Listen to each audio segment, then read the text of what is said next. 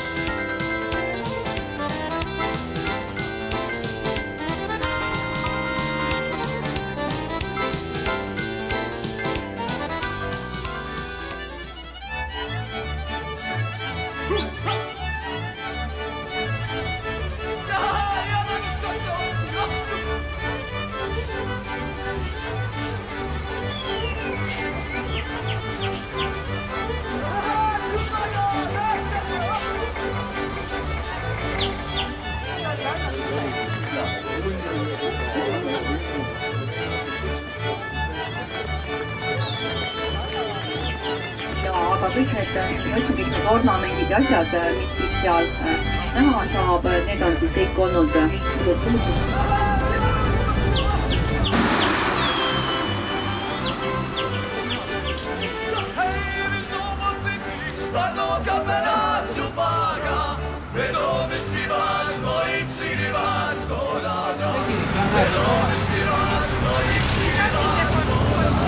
Seal on keerik peal, minu käes, 2 punkti. Speak you English? No. Me enam ei räägi. Satar, jah.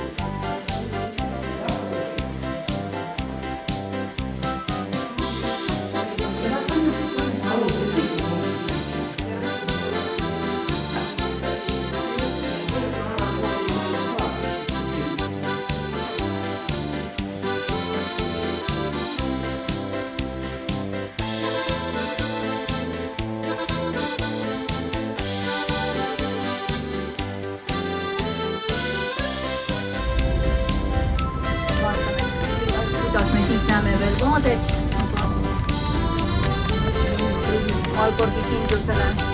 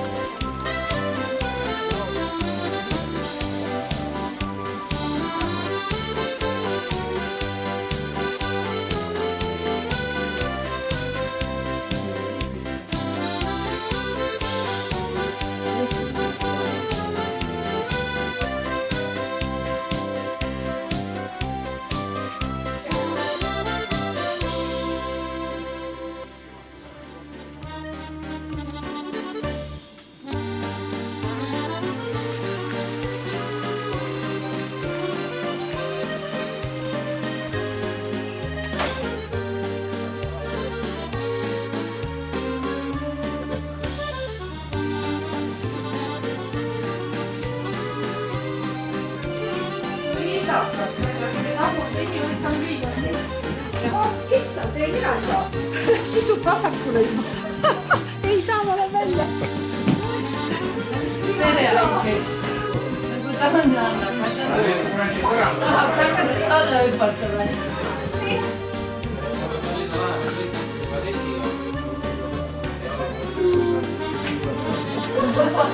Sassis värk, kurat. Ma ka ei oleks uskunud, et ma olen üsna külma kõhuga läinud. Minge üles. Mul on täitsa kurja nagu. Mis siin on? Siin on kõike näe.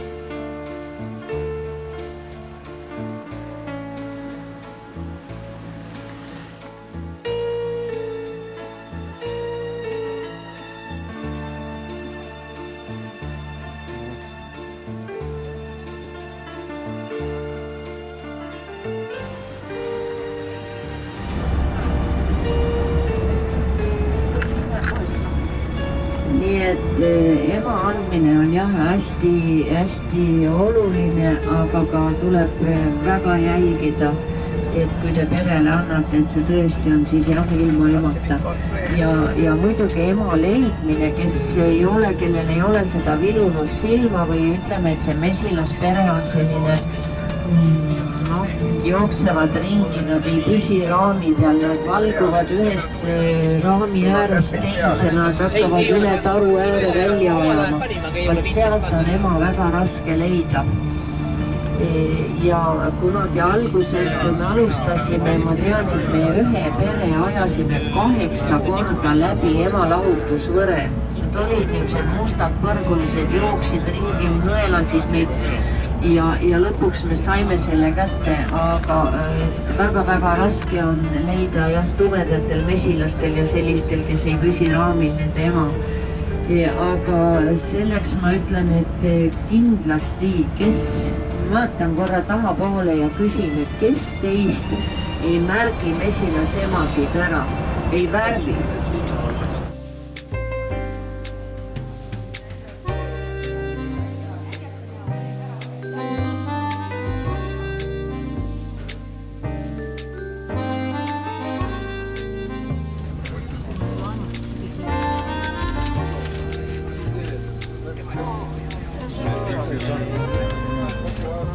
Kõrval on siis Poola surnuaed.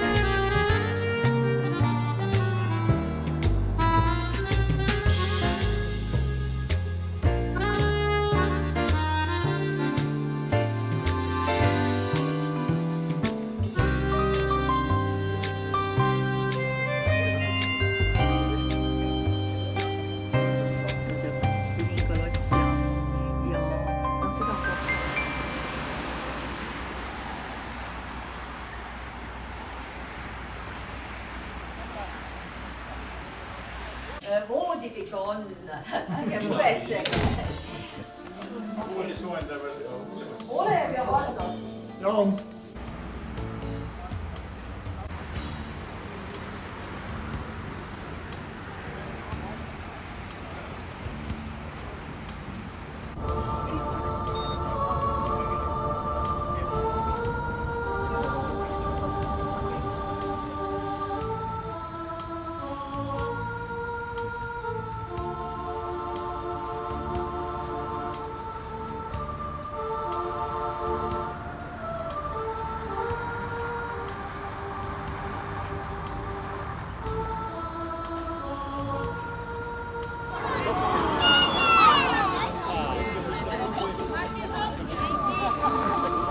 Sain hiljaks seal.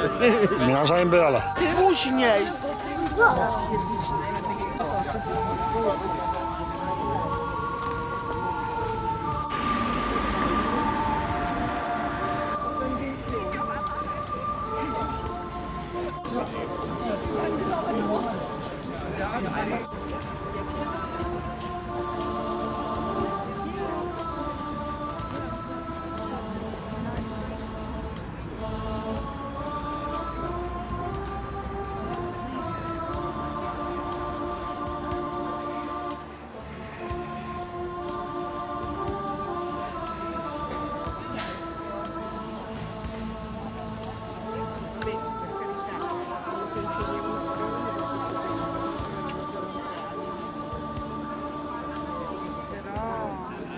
Contento di ci tengono che sta vicino alla famiglia, qualsiasi cosa che hai bisogno. Sellist ei ole. Ta loobus.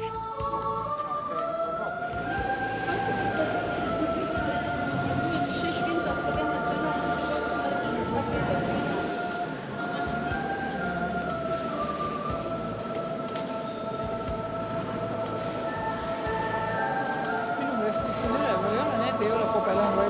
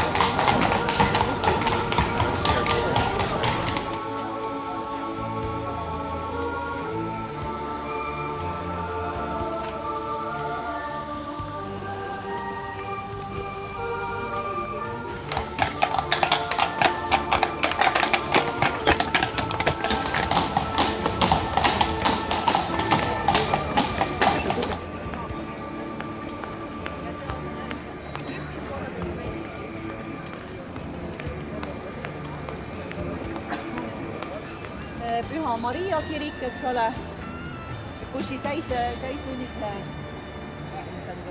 trompeti hääl siit tuleb, eks ole, püüdke seda siis täistunnil kuulata, kes te saua samas. Nüüd, teeme nüüd niimoodi.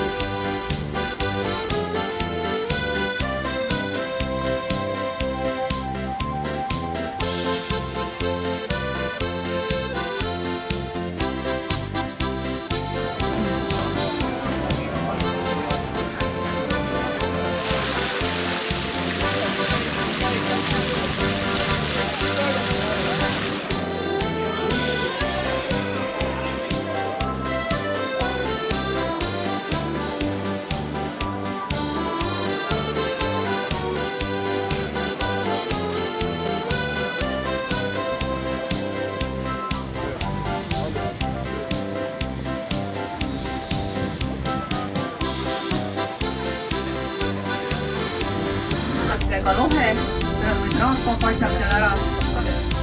Siin on soong, kes on kustu.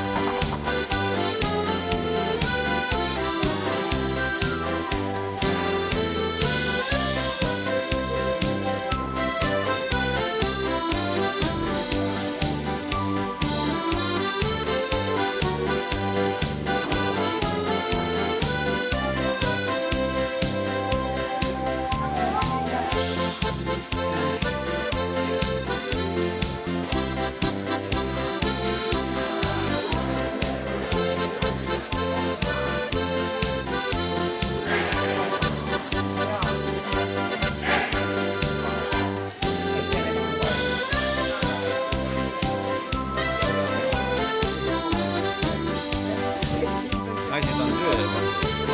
Lähme bussi, siis läheb ka peale.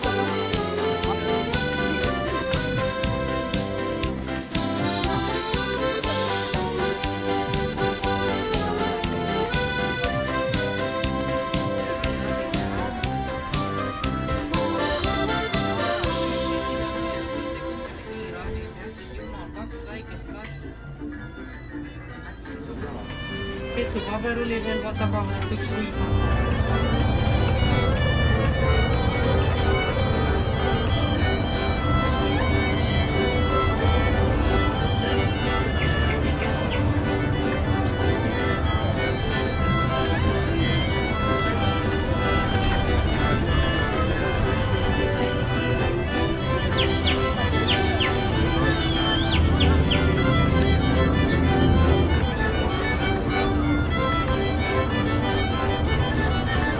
Tulevad ja jalaga vastu.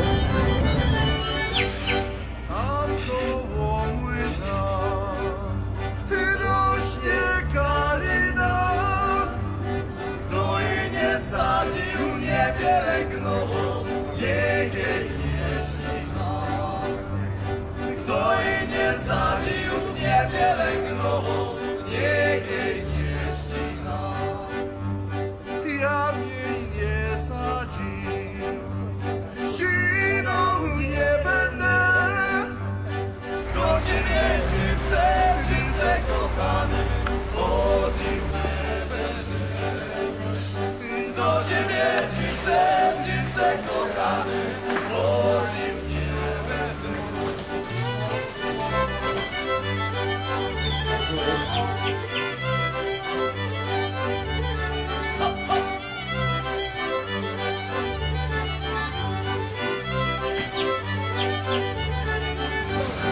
Byłem u ciebie tylko 2 razy, żebyś nie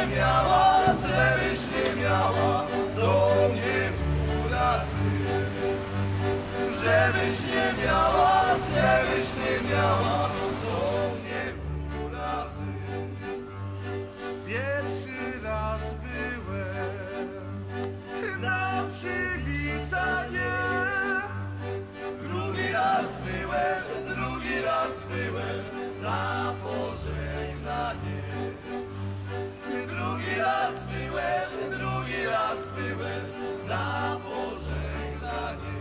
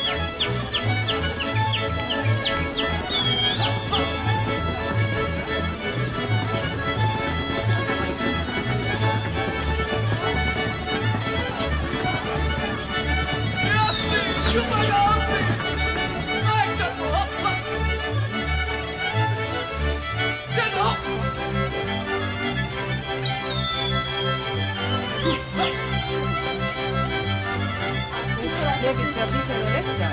Need tuleb ise Aga õmmelda jah.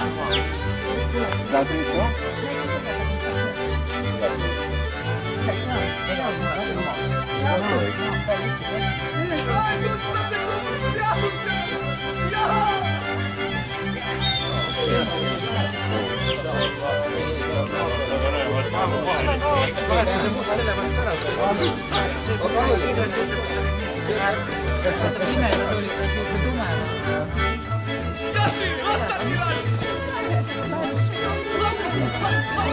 Natuke suumin neid kotte rohkem.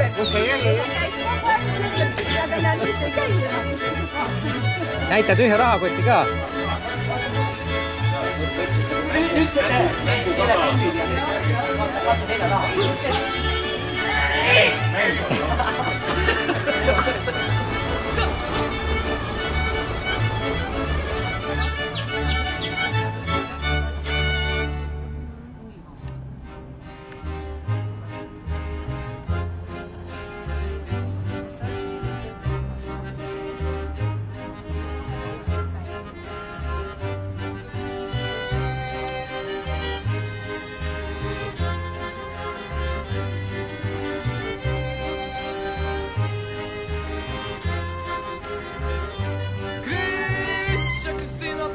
Na nią wołają, a taka z niej armata, że klapki z ust spadają. Kończyłem doić krowę, gdy ją pierwszy raz ujrzałem. Zaspadłem na kolana, gryzłem beton i płakałem.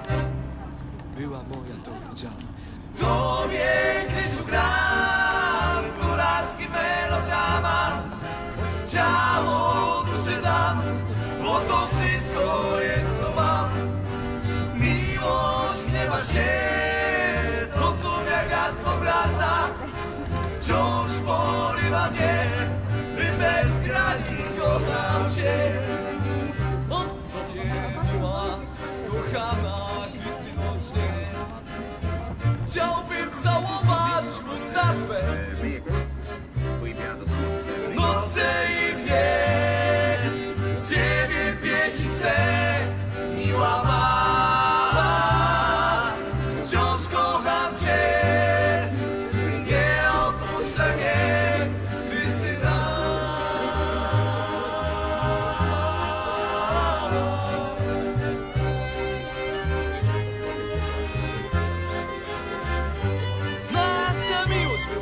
Bo dziewczyna mnie biedaka zostawiła przy wykopkach dla chłopaka z Cadillaca.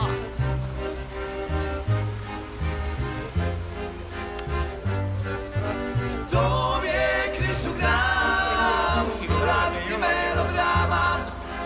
Ciało, duszę dam, bo to wszystko jest, co mam. Miłość gniewa się, to znów jak wiatr powraca. Wciąż porywa mnie, bym bez granic kochał cię. Od tobie była kochana Krystyno śnie. Chciałbym całować usta twe, noce i dnie. Ciebie pieścić chcę, miła ma. Wciąż kocham cię.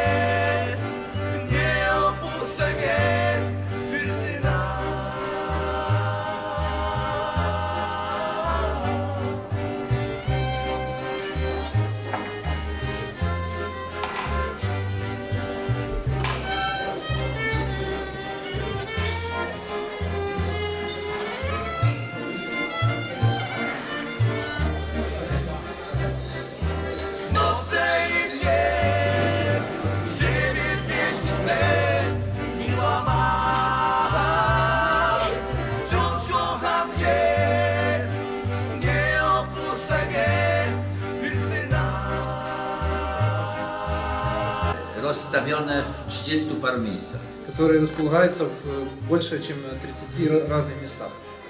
9 посек возле Кракова, 100 с чем-то километров. Остальные здесь в радиусе 20 километров. Все пчелы у нас в ульях с полиэстерола. Второй вид деятельности нашей фирмы это вывод продукция. Вывод маток, да. Выпускаем 12-13 тысяч пчелиных маток в год. Как местная порода. Они очень похожи и хорошо у нас здесь развиваются. Больше чем 22 года наша фирма уже занимается, так бы, в основном это фасованием меда. Это мед из наших посек. Также покупаем от пчеловодов со всей Польши.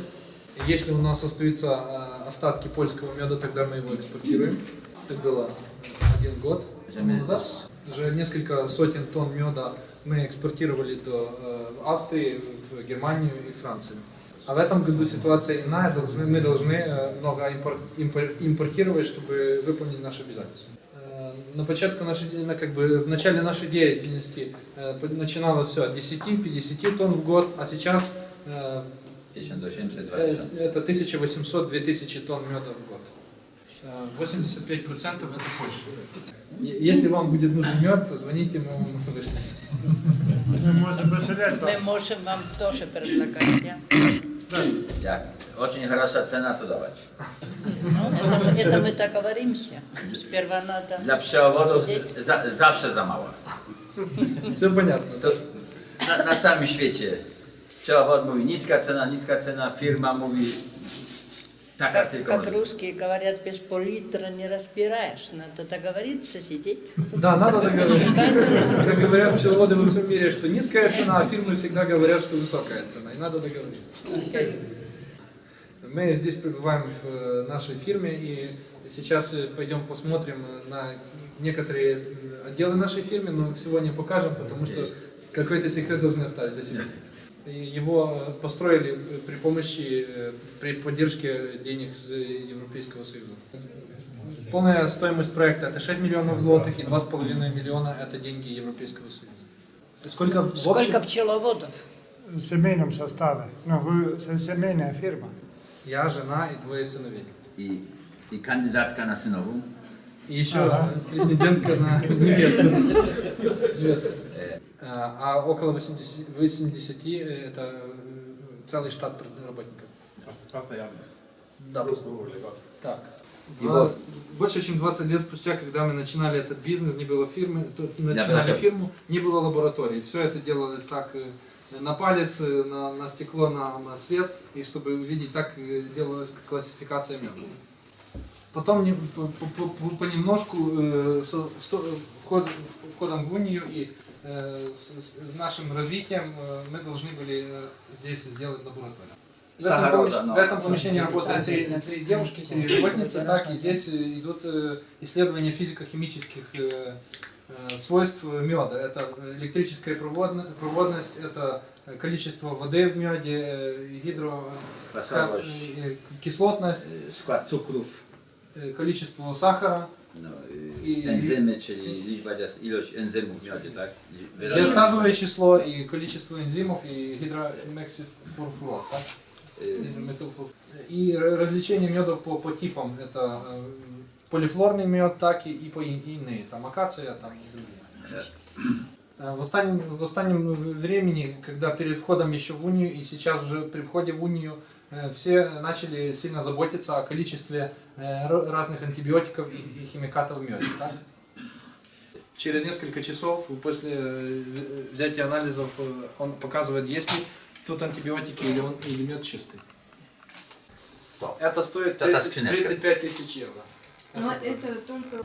Больше чем 1,5 года мы имеем оборудование фирмы Randox, которое через несколько часов после обработки рассказывает, есть ли тут антибиотики и в каком количестве. Наша фирма постоянно, фирма Randox постоянно усовершенствует свои технологии и свои методики измерения количества. Сколько антибиотиков? Сколько можно антибиотиков? Какие минимальные количества можно? Да. Какие, tak? Да, какие?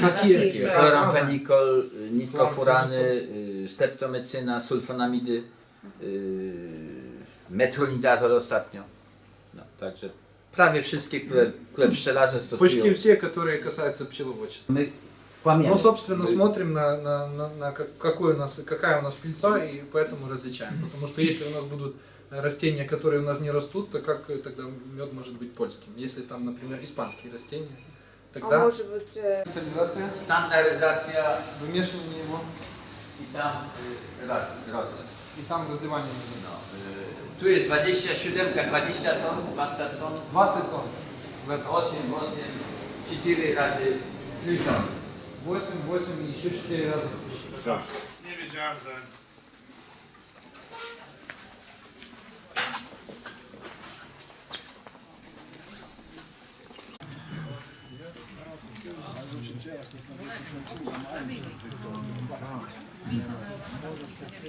Когда мед есть вымешан, да, стандартизирован, и после этого берутся анализы, и лаборатория подтверждает, что все в порядке, тогда этот мед подается на разлив.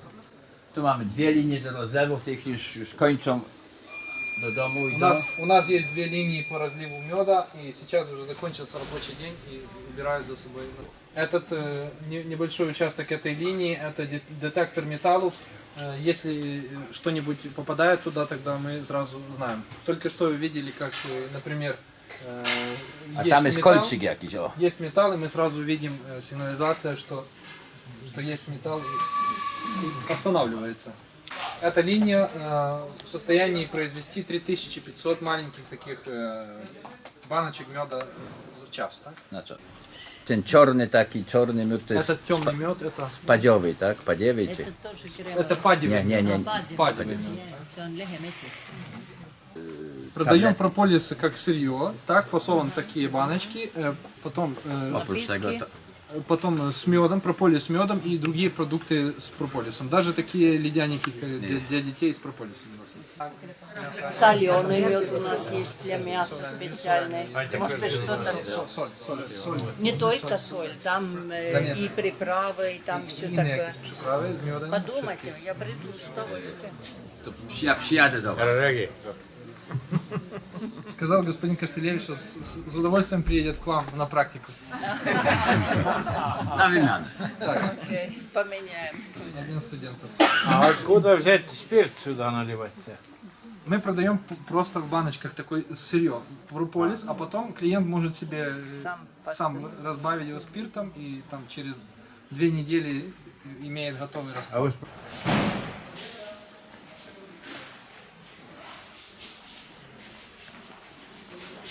Также для армии недавно был заказ, это примерно 1800-2000 тонн в год. Но если в одной бочке тут 300 килограмм, так, то понимаете, какие проходят объемы меда через этот склад. В другом отделе работаю, сертификат кошерности, еврейские покупатели очень хорошо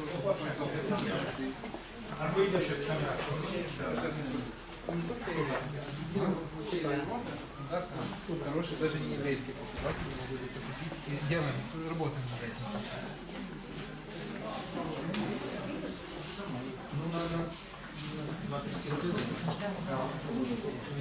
Я думаю, что делать.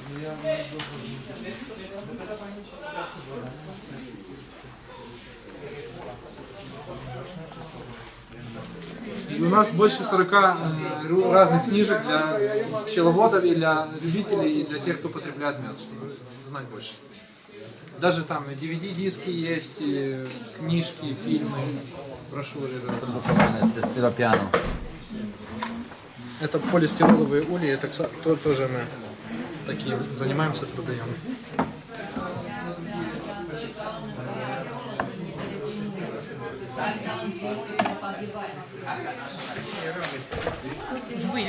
Dobrze, może tak. Prowadź z pedą. Недогонку, чтобы это Это значит, весь ваш мед здесь качается. Я сейчас медовое это растение. See on jaa, sukulaid võita. Et lihtsalt äkki tootmegi.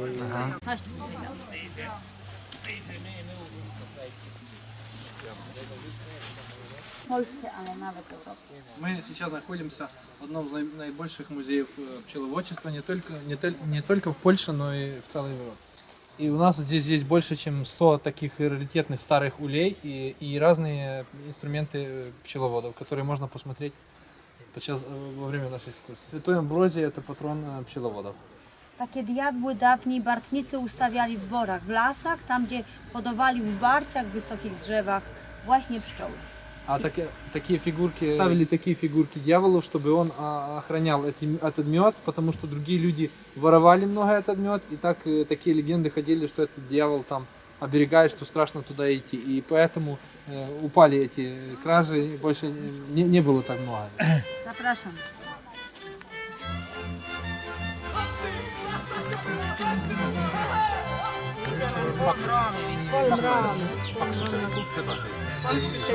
Üks vist peaks olema.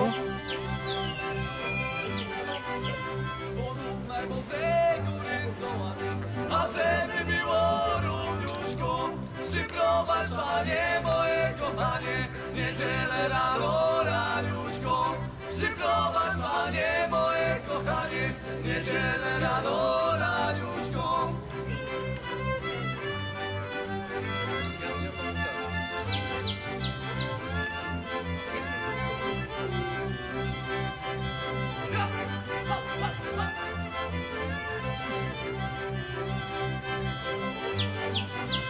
Albo mi grajcie, albo śpiewajcie, albo bierzcie, odbierzcie. Niech się nie tuła, nie poniewiera, jedna sierota. 1822 год. Oryginalnie, na 5 godzin. На 5 семей. Это уже так стилизовано, видите, там нарисовано все, что было.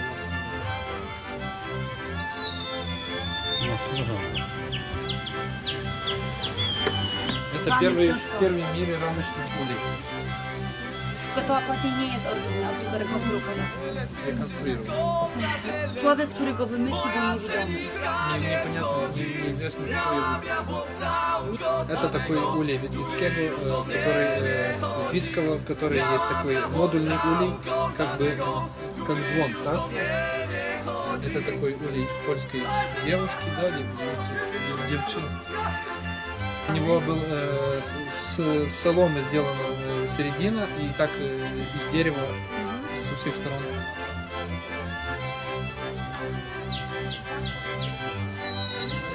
Jeżeli się ze mną po coś przypomnie, ja ci robiła nie będę, bo się przebałaś kladem z panuszkiem, jak się wchodziła po wodę.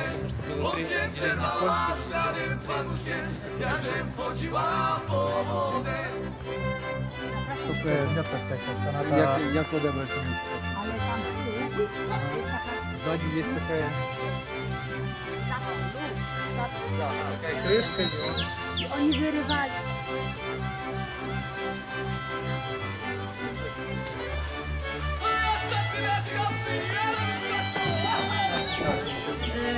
Trasy do wyciskania wosku. Trasy do benzyny. Różne ramki. Topiarka do topienia plastru. Waga do ważenia, ile przybyło mulów. To jest do wosku, do wyciskania wosku. Do topienia wosku. Kotły parowe do topienia wosku też. Все, чтобы воск плавить. Przyrząd do wygniatania miodu z wosku. Wygniatano i niszczono plastry. Пресс для того, чтобы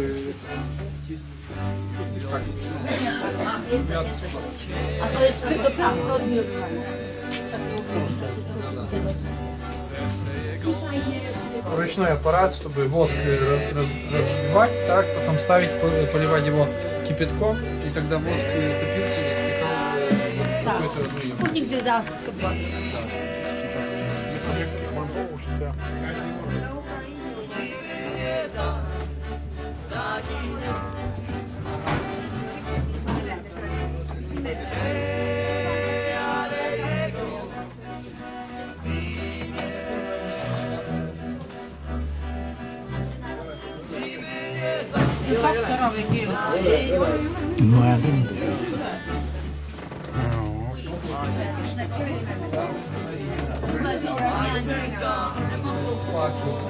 Dawniej glinianego dzwonka i otwarcia.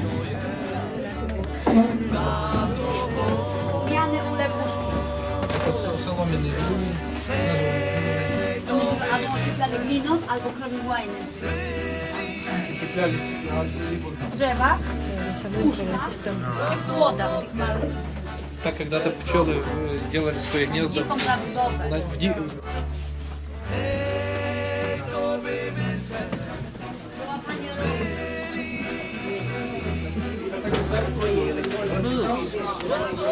Sorokku sulut. Siin on palju rohkem.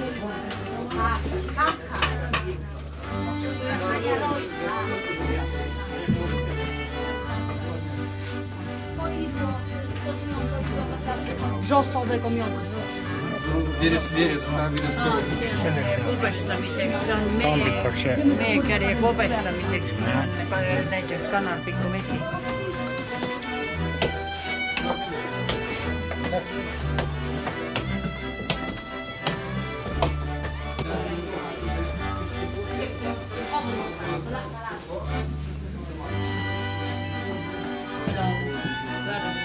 Это разные приспособления для обозначения маток. В этом году сделаем зеленым цветом.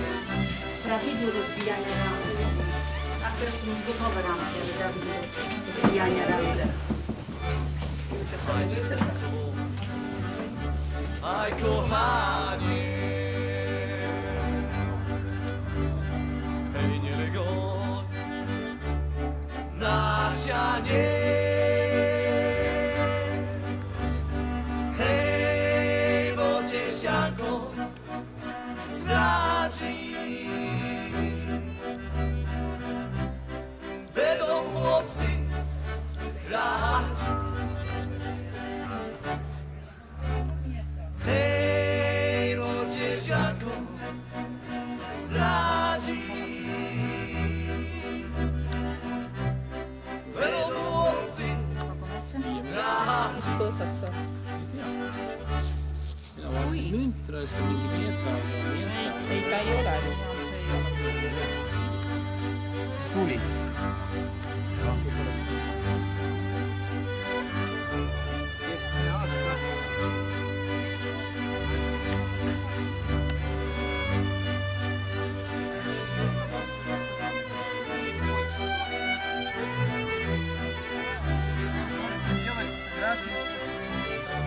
Сейчас там тоже кто-то.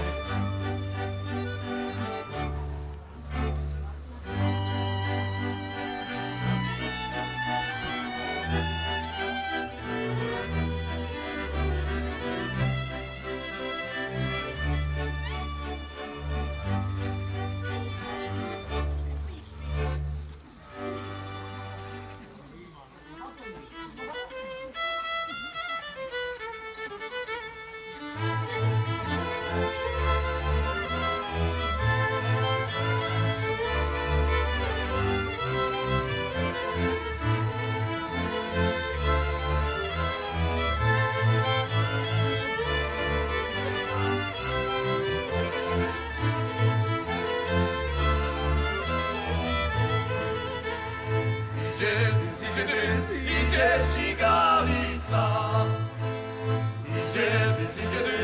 Idzie sigawica. Uleje usiece,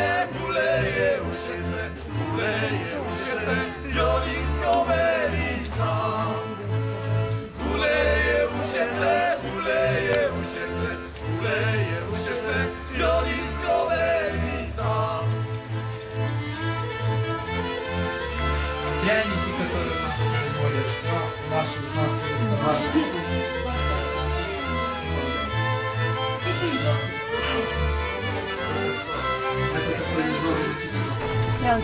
Это ваш? Эстонский, Эстонский? Хорошо бы. Oota, siin on siis see ja siin on ingver, kuidas on põrand? Ingver, oota, ingver, kuidas see imbir? Imbir. Имбирь. Имбир. Ага, очень хорошо. Спасибо большое. Всем большое спасибо, что приехали к нам. Нам было очень приятно вас принять. Было очень приятно с вами познакомиться. И приезжайте к нам еще. Обязательно мы очень будем вас рады видеть. И, возможно, будем сотрудничать. Пишите к нам, звоните к нам, приезжайте. И счастливой дороги и хорошо доехать домой. Всего наилучшего. Спасибо.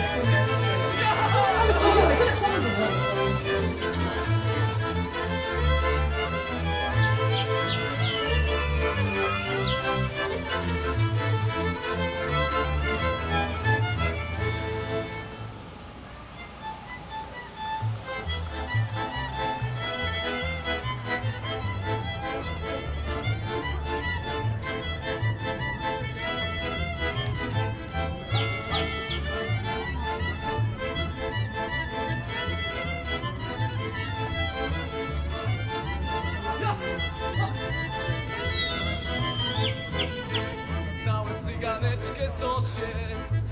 Kazali mi ją poślubić, hej, lecz me serce nie pozwala moje cyganeczki lubić. Hej, lecz me serce nie pozwala moje cyganeczki lubić.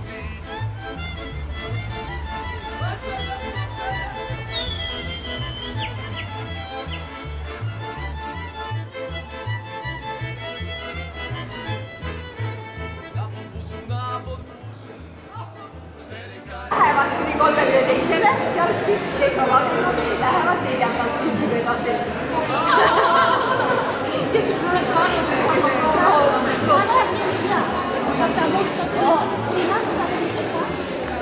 Довоенный период Варшаву называли Парижем Северной Европы. Но это не по архитектуре, только по образу жизни людей, которые любили ходить в кафе, рестораны, кабаре, проводили вечера очень шумно. Но а потом, после Второй мировой войны, оказалось, что мы на самом деле Париж Северной Европы, потому что в Париже башня Эйфеля, а в Варшаве Дворец культуры и науки. Для постройки Дворца культуры и науки нужна была территория. Длина 1200 метров, ширина 840. Я проверила намного больше Красной площади в Москве. Но эта территория 36 гектаров. Это является, было в довоенный период центром города и немножко там дальше на восток, где Маршалковская улица, там были самые богатые дома. Чем дальше на запад, тем беднее.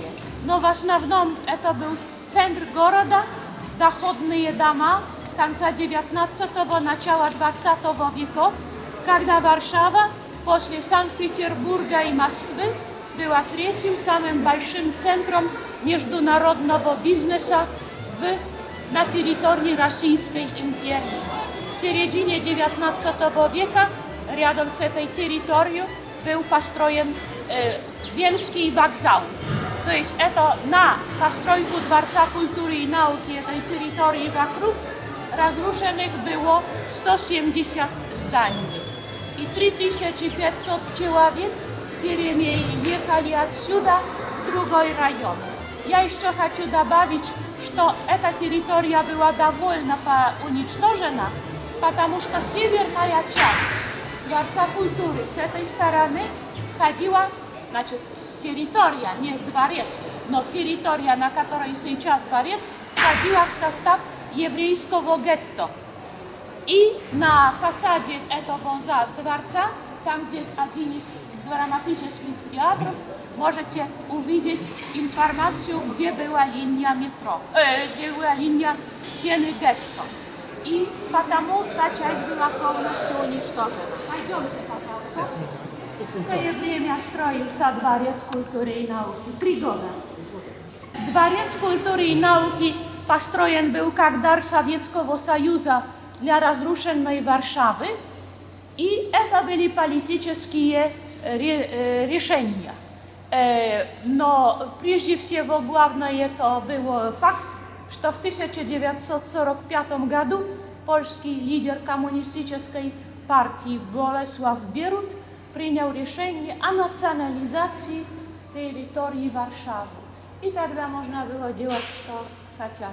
Сейчас, например, большая и сложная проблема, потому что после политических перемен надо вернуться к тому моменту до национализации.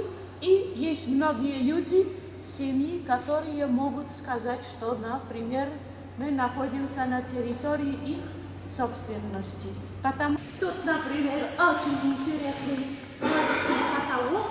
И если вы бы поехали, например, сегодня в Краков, там в Королевском замке на Вавеле, тоже такой деревянный, и также разделен на такие небольшие квадраты, но там показаны портреты жителей Кракова 16 века.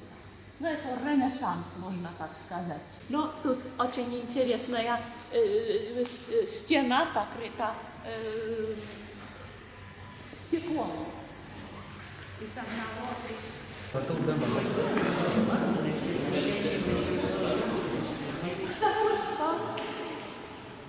После того, как дворец был построен в 1955 году, приезжали многие экскурсии.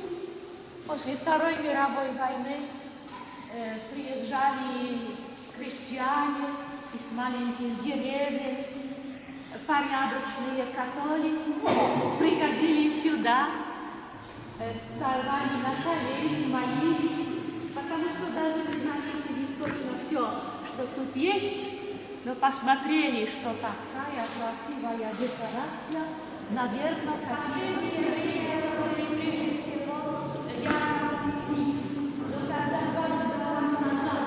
Построили на Евро по футболу в Варшаве национальный стадион, то все эти мероприятия перемещены были туда.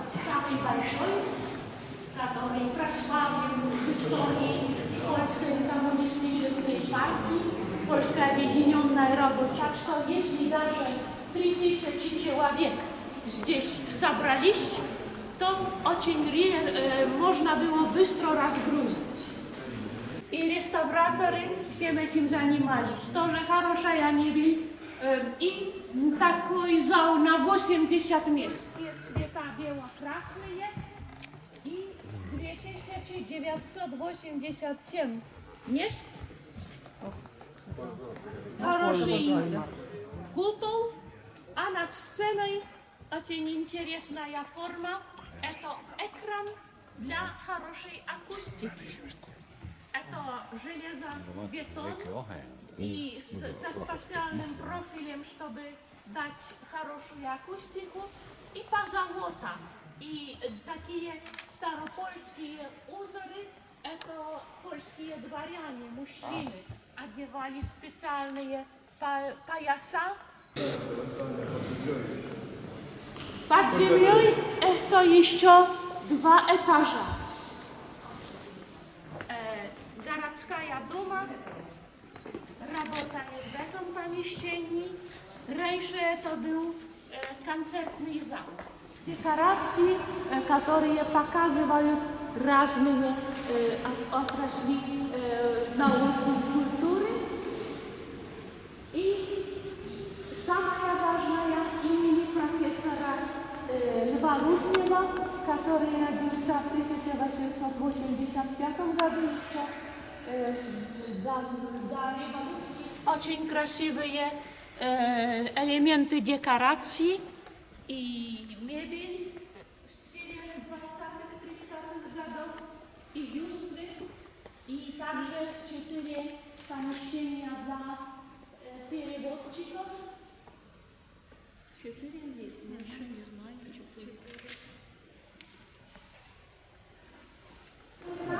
Там был мир. Прошу.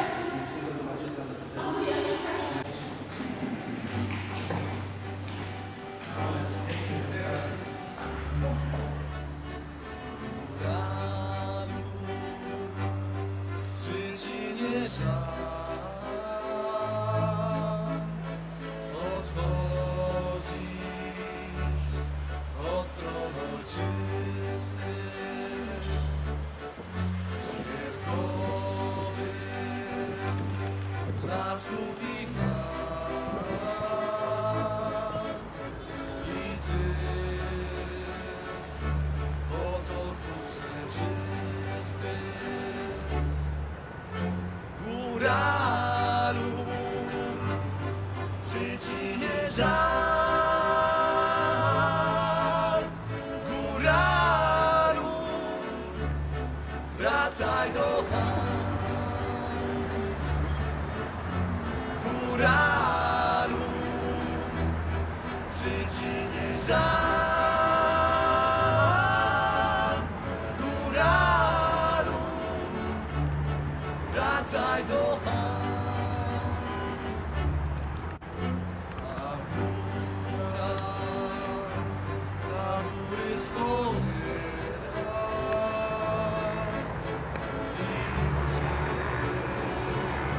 rękawy oczy.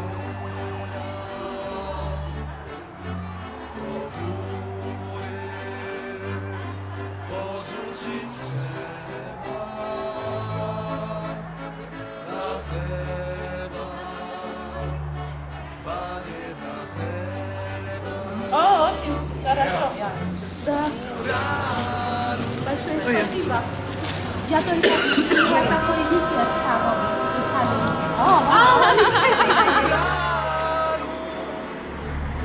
Wracaj do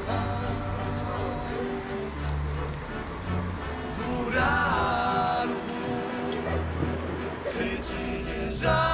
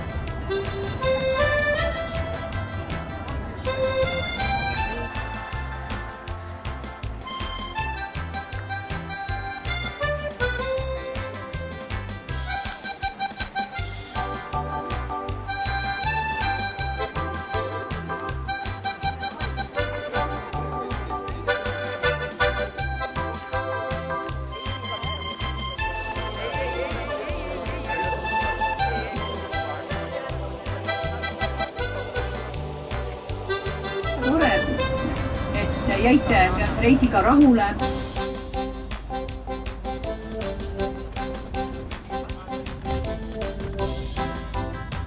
Sisulise poole pealt, vesisuse poole pealt, siis nagu tuleb ka suur info ja naeruväärne.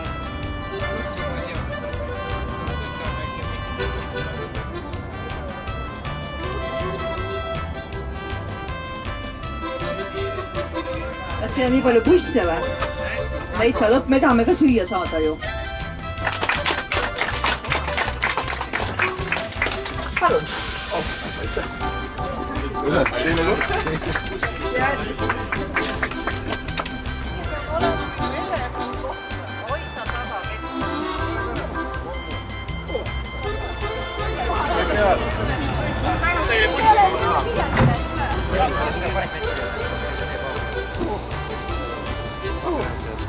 Ja, viie panin küll. No mida sina jälle siin?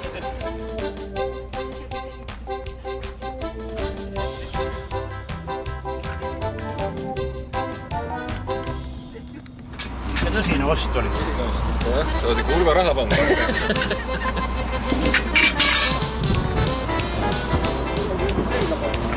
Jaa.